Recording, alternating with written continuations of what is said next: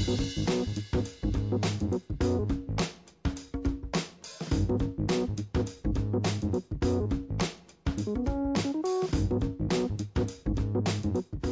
paperak pilatzea nik bezain beste gorroto baduzu, ziur aspaldi hasi zinela faktura elektronikoak jasotzen zure banketxetik edo telefono eta elektrizitate enpresatik. Orain, faktura horiek guztiak eta zure dokumentu garrantzitsuak Metapostan gorde ditzakezu, sareko postontzi eta gordailu elektronikoan.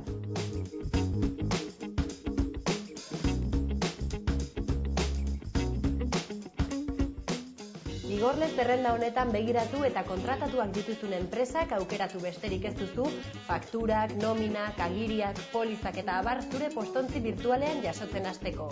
Nahi izan ezkero, dokumentu berri bat jasotzen duzunean, mezu elektroniko bat iritsiko zaizu zure postara. Bestetik, unibertsitateko titulua, familia liburua eta antzeko dokumentu garrantzitsuak eskaneatu eta Metapostara igo ditzakezu sinadura digital eta guzti. Lehen paperean zeneuzkan dokumentuak hodeian gordetzeak baditu bere abantailak. Internetera konektatuta dagoen edozein ordenagailutatik kontsultatu ditzakezu edozein tokitatik eta une oro.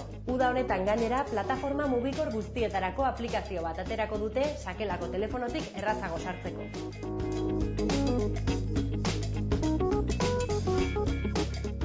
Segurtasuna bermatzeko datuak bi zerbitzari bikitan gordetzen dira. Eusko Jaurlaritzaren informatika elkartearen bunkerrean eta lakuan. Informazioa ez da merkataritza xedeetarako ustiatzen eta igorleen identitatea ziurtatuta dago. Hortaz, zabor postarik eta phishingik edo iruzurrezko mezurik jasotzeko arriskurik ez dago. Erabiltzaileontzat doainik da eta alta emateko 3 modu daude.